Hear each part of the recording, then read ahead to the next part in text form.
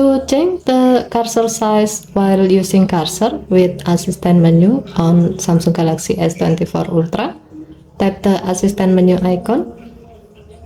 Swipe the menu screen to the left or right to find the cursor. Tap cursor to use an on-screen touchpad and a cursor to navigate your phone.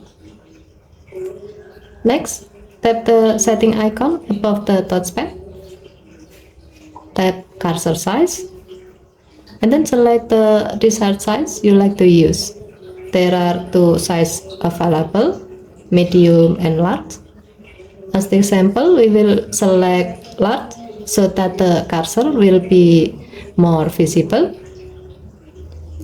As you can see, the cursor is now displayed in large size. Okay, thank you for watching. Please help to like and subscribe. Have a nice day.